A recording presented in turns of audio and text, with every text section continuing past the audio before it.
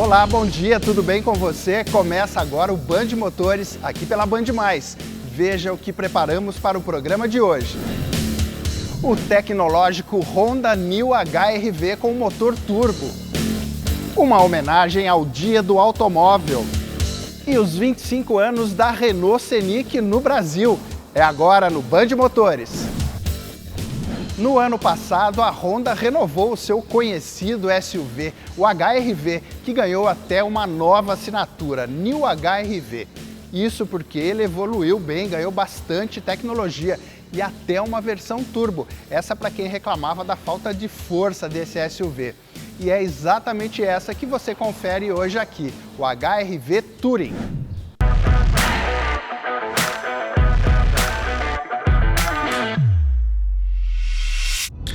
A Touring, junto com a Advance, forma a dupla de versões topo de linha do New HR-V. E para você identificar se é a Touring mesmo, basta observar alguns detalhes no visual.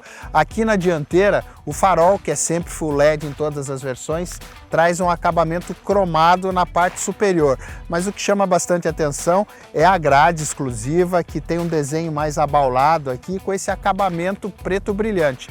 Muda também o desenho do para-choque. Na traseira, além da plaquinha identificando que é a versão turbo, tem um grafismo exclusivo ali para iluminação de LED da lanterna e presta atenção, tem uma saída dupla de escape.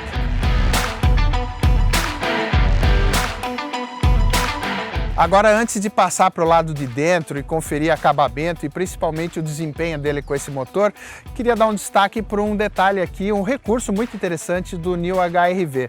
Basta você estar com a chave no bolso ou nas mãos e você pode abrir aqui a tampa do porta-malas só com o movimento dos pés.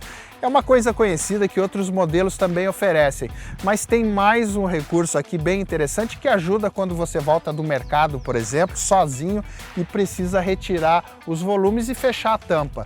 Você tem um botão aqui que basta acionar, você vai lá, retira as coisas e sai de perto do carro que ele fecha sozinho.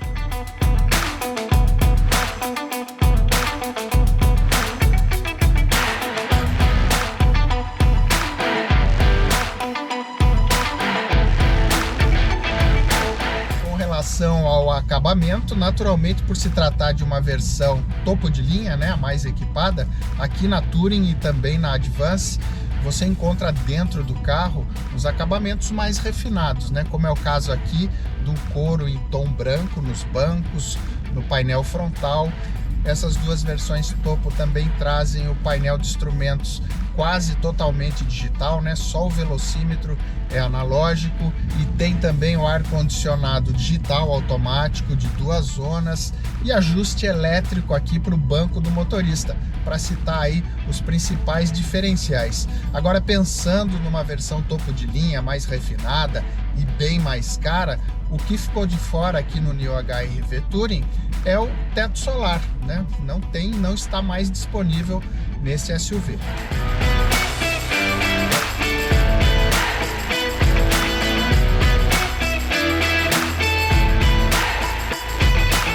Para quem esperava encontrar um desempenho à altura do New HR-V Touring, né? E principalmente ficou um tanto frustrado com as versões de baixo aí, com motor 1.5 flex de 126 cavalos, aqui certamente vai ficar tranquilo, porque o Touring com esse motor turbo de 177 cavalos, 24,5 kg de torque, acelera bem forte, sim, ele tem bastante disposição para andar. Em momento algum você vai se incomodar com as retomadas de aceleração, desde aquelas mais simples no trânsito da cidade, até aquelas que você precisa mesmo de resposta rápida do carro, quando vai fazer uma ultrapassagem na estrada. Ele tem um bom acerto com a transmissão aqui automática do tipo CVT, que segundo a Honda é um pouquinho mais robusta para sustentar aí a força desse motor.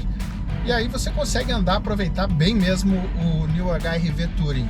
Tem ainda a opção de trocas aqui manuais, né, simuladas pelas aletas no volante. Agora, aqui você encontra aquela característica tradicional dos modelos Honda, ele acelera muito forte, como eu falei, mas sempre com aquela aceleração um pouquinho mais progressiva. Você não tem um super tranco aqui quando pisa fundo no acelerador.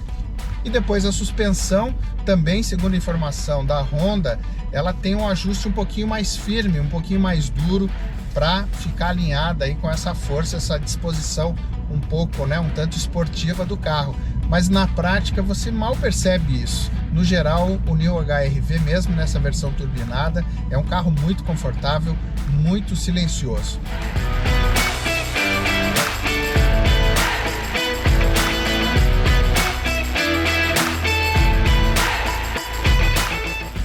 Agora não dá para deixar de comentar aqui e relembrar, né, para quem for andar com o New HR-V, agora todas as versões contam com o pacote Honda Sense, que reúne aqueles recursos de segurança e de assistência à condução. E ponto positivo aqui, quando você for fazer um test drive, observe o nível de precisão desses recursos. Por exemplo, o controle de cruzeiro adaptativo, que tem a função Stop and Go, funciona muito bem no trânsito urbano, né? Quando você determina uma distância do veículo à frente, naquele anda e para, ele consegue parar o carro e colocar em movimento novamente, sem nenhuma interferência sua.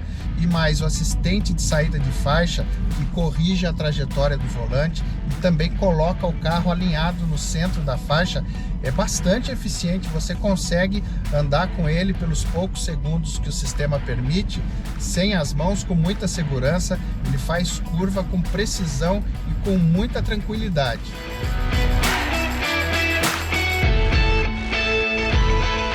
Então, como vimos aí, agora o New HR-V está alinhado com os melhores modelos do seu segmento e acaba com aquelas críticas de não oferecer um motor mais forte, bom de acelerar, mas principalmente esses modernos recursos de assistência à condução e de segurança. Ou seja, ficou reforçado sim para se dar bem, né, para crescer ainda mais no segmento dos SUVs compactos, mas também para incomodar os SUVs médios, porque tem conteúdo bom, tem espaço aí compatível, né, alinhado com os modelos maiores e, claro, um preço alto que se aproxima muito aí dos SUVs médios. Na semana passada nós deixamos escapar aqui uma data importante para quem gosta de automóvel como a gente. Dia 13 de maio é comemorado aqui no Brasil o Dia do Automóvel. Mas hoje nós prestamos a nossa homenagem, inclusive aproveitando para explicar aí algumas diferentes teorias sobre a escolha dessa data. Quem preparou uma matéria especial foi o César Bresolim. Pois é, meus campeões, o automóvel também tem o seu dia aqui no Brasil. 13 de maio. Pois esta data foi instituída em maio de 1934 pelo presidente Getúlio Vargas, através do decreto 24.224. E a escolha desta data de 13 de maio tem muitas controvérsias, inclusive várias teorias sobre a data de 13 de maio.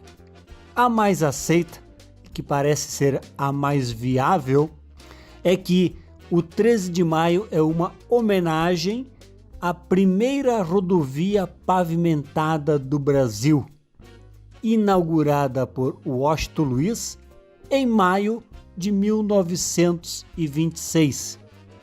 Esta rodovia ligava a cidade do Rio de Janeiro a Petrópolis, um trecho de 66 quilômetros.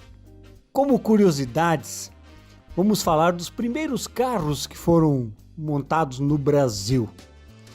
Na verdade, o primeiro modelo de automóvel montado em nosso país foi pela Ford. O Ford modelo T, isso em 1919, na cidade de São Paulo. As peças vinham prontas e aqui era somente montado o veículo. Produção brasileira mesmo aconteceu no ano de 1956. No dia 5 de setembro de 1956 foi produzido o automóvel Rome e Zeta. E no dia 15 de novembro também de 1956 foi produzido o automóvel DKV VMAC. E uma outra curiosidade, meus campeões, sobre o 13 de maio, que aí é uma coincidência, é que foi no dia 13 de maio de 1950 disputada a primeira corrida de Fórmula 1 da história. Isso aconteceu no Autódromo de Silverstone, na Inglaterra, e foi vencida pelo piloto italiano Giuseppe Farina, com o automóvel Alfa Romeo. Fórmula 1, que cada vez mais é apaixonante e seduz os amantes do automóvel e do automobilismo como competição.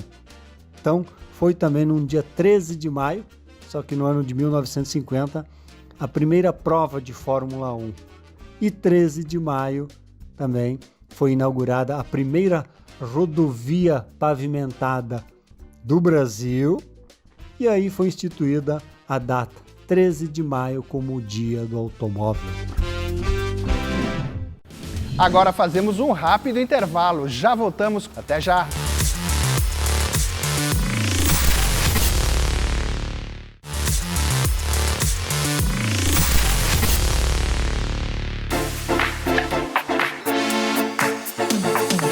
Tempos atrás, na hora de lavar o carro na garagem de casa, era muito comum também jogar água no motor. Basicamente, a única preocupação era com o alternador e o distribuidor. Situação difícil de imaginar atualmente, tamanha quantidade de módulos eletrônicos e sensores que os carros carregam, todos em conexão direta com o motor. Mas então, para quem não aguenta ver o motor todo empoeirado, qual a saída? Procurar empresas especializadas é o primeiro passo.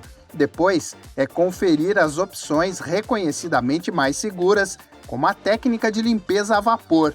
Você tem a lavagem com vapor, que hoje é o método mais seguro para a limpeza do motor, porque ele usa pouquíssima água, ele vai umedecer, ele desengraxa muito bem, faz uma limpeza bem detalhada que deixa um acabamento excelente. O trabalho correto começa com uma avaliação detalhada, para só então seguir com os procedimentos padrão. O primeiro passo é fazer uma avaliação para saber se precisa aplicar algum produto ou não para a limpeza, se não o próprio vapor já dá conta. A partir disso, avaliar, fazer a proteção dos componentes eletrônicos. Ainda que tenha a umidade do vapor, é importante você ter essa dupla segurança. Um outro detalhe importante é deixar o motor esfriar, não fazer assim que o carro chega, esperar pelo menos 4 horas para executar o serviço. E aí a gente parte para o processo especificamente, né? Que é a limpeza com vapor. A própria máquina de vapor, ela solta uma água a 150 graus aproximadamente, que ela já vai fazendo essa limpeza. Em alguns casos também nós precisamos passar um detergente alcalino com uma certa concentração que não vai oferecer risco para o motor. Usa-se os pincéis, usam-se panos para dar acabamento. A secagem dessa umidade é feita por ar. E além da limpeza, hoje em dia nós já temos também no mercado o verniz de motor ou os revitalizadores de plásticos. Esses produtos eles servem para evitar o ressecamento das borrachas, faz a revitalização dos plásticos, deixa ele com aspecto mais original, facilita a limpeza futura do motor, então você não precisa ficar lavando ou limpando com muita frequência. Assim como a lavagem a vapor, vale lembrar também da limpeza a seco, hoje bem conhecida e eficiente. Mas no caso dela, são utilizados somente panos, pincéis e shampoos específicos. Já para quem ainda assim quer colocar a mão na massa, é importante seguir algumas recomendações básicas.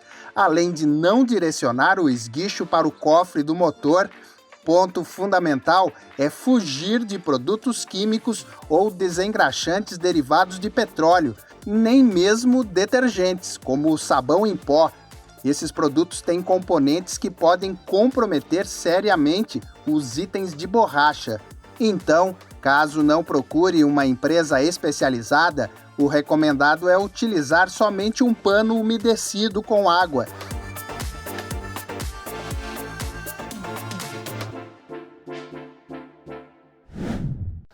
Olá, campeões!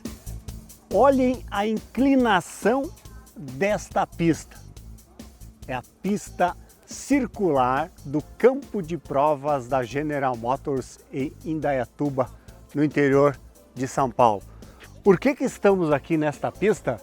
Pois aqui está sendo realizado um evento para tentar bater o recorde de autonomia com carro elétrico. Quantos quilômetros um carro elétrico pode rodar com uma carga de bateria? Esta é a pergunta que muitos se fazem. Pois hoje nós vamos tentar atingir o máximo possível de quilometragem com uma carga de bateria. E o carro escolhido é o lançamento do momento da Chevrolet no Brasil, o Bolt, o EUV. Esse carro ali que a gente vai ver, ó, que é o modelo SUV da marca Chevrolet, do conhecido já modelo Bolt. Portanto, meus campeões, vamos ver até onde mesmo esse Bolt EUV consegue andar, ter autonomia para um carro elétrico. Vamos conferir?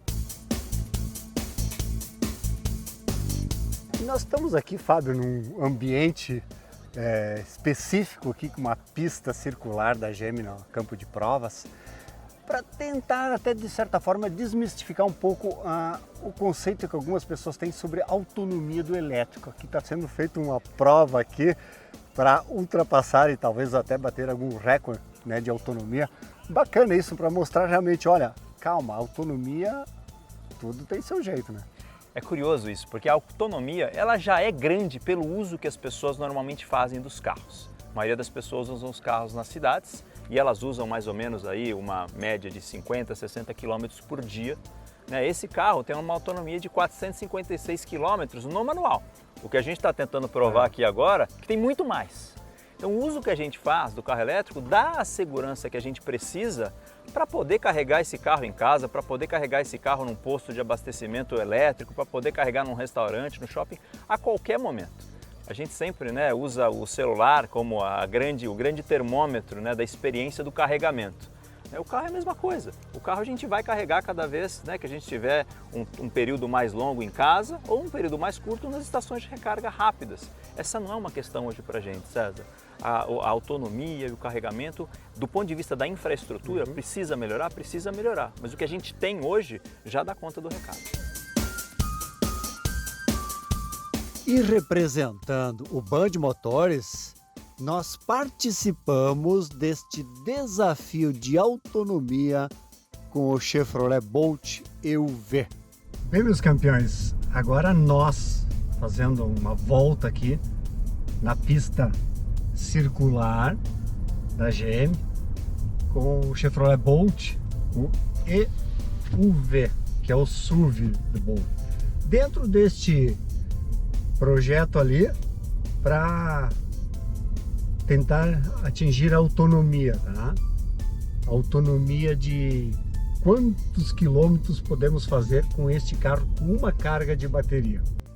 Este desafio foi realizado no campo de provas da General Motors em Indaiatuba, no interior de São Paulo, numa pista toda especial, uma pista circular de 4.300 metros.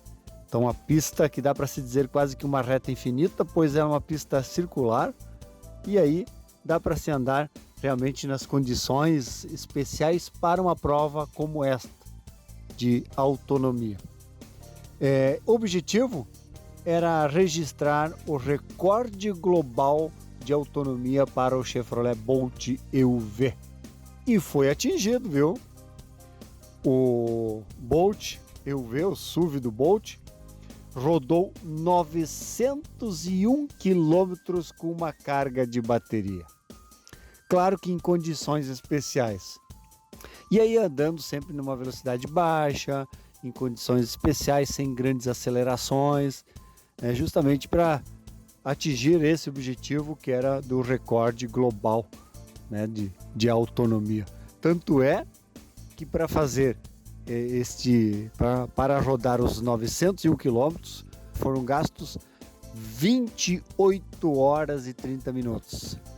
Então o carro ficou rodando 28 horas e 30 minutos nessa velocidade de 35 km por hora para conseguir rodar 901 km com uma carga de bateria. Agora fazemos um rápido intervalo. Na volta vamos falar sobre os 25 anos de produção do Renault Scenic. Até já!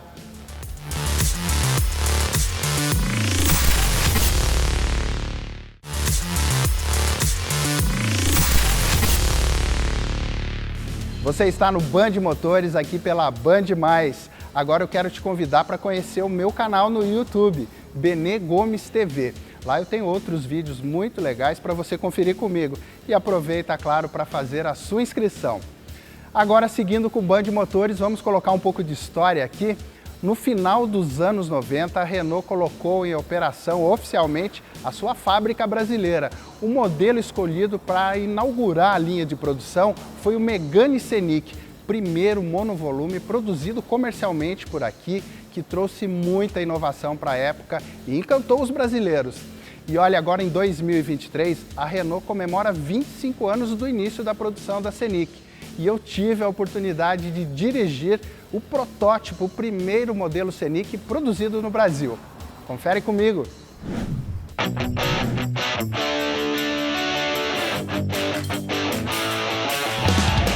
E para ajudar nessa passada pela história da fábrica brasileira e do Megane Scenic, nada como poder conversar com uma pessoa que participou de todo o processo. Eu sou químico industrial, trabalhei muitos anos na parte de tratamento de superfície e quando a Renault veio para o Brasil, ela veio com uma inovação que era a pintura à base d'água. Isso me chamou muita atenção e me fez sair do grande centro de São Paulo e ir para Curitiba. Eu falo que o meu primeiro equipamento de segurança que eu recebi na Renault do Brasil foi uma bota de borracha, porque quando eu cheguei lá só tinha terraplanagem.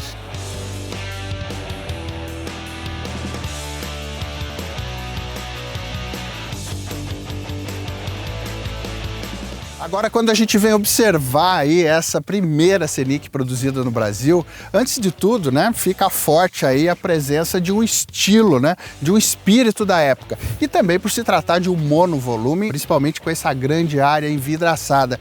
Mas é marcante aqui as linhas mais arredondadas, com poucos vincos. Agora, mais do que tudo, o Scenic trouxe aqui para o mercado brasileiro muita inovação na versatilidade familiar.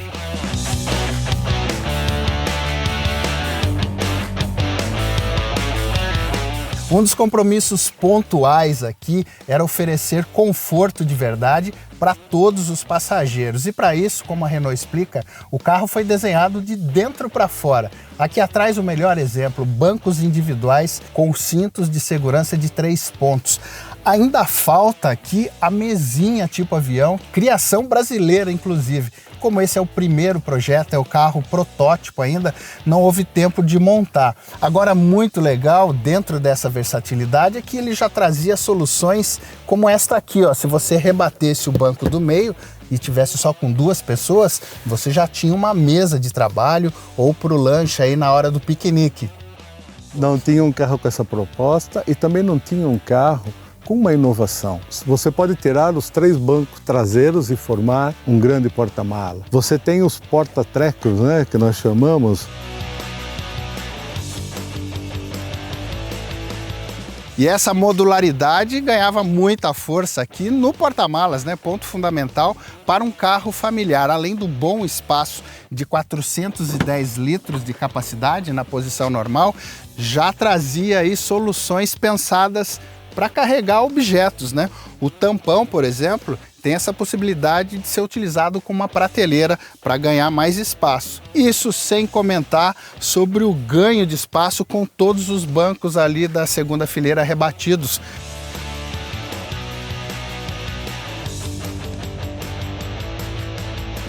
Agora esse é um momento muito especial porque é o privilégio de poder sentar ao volante desse primeiro Scenic montado no Brasil, né? Ainda considerado 00, um protótipo, porque não traz todos os detalhes que foram aplicados nesse carro aqui quando entrou efetivamente em linha de produção.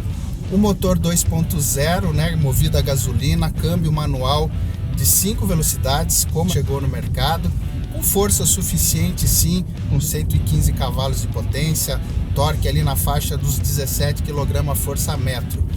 Agora o mais gostoso aqui, além do cheirinho clássico de um carro já mais antigo, é que você nota essa característica pensada para o Scenic de deixar o motorista numa posição elevada para tirar proveito de toda essa área envidraçada aqui.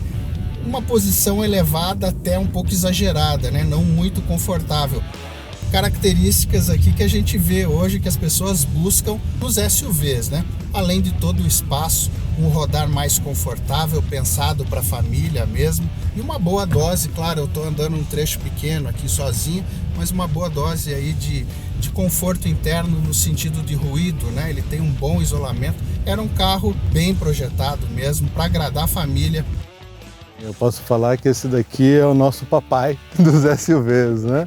Então você pega hoje os nossos veículos, né, que estão sendo produzidos no mercado brasileiro ou até mesmo importados, eles têm as mesmas características da Scenic.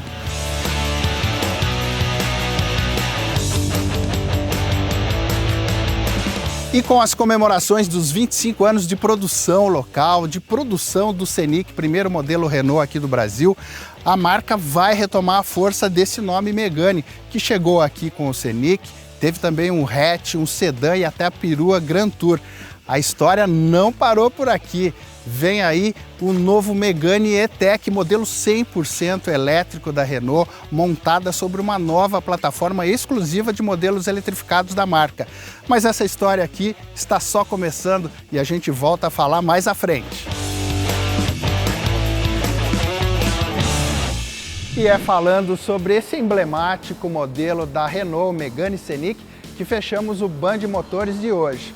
E aqui você viu durante todo o programa, eu tive ao meu lado esse modelo da BYD, o Yuan Plus EV. Já já eu trago todos os detalhes desse SUV 100% elétrico, combinado? Eu quero também mandar um abraço muito especial para a família do Herbert Filick, a Carla, a Júlia, o Miguel, todos eles conferem o Band Motores lá do Panamá. Obrigado aí pela audiência, um grande abraço e eu espero você na semana que vem, aqui pela Band+. Tchau!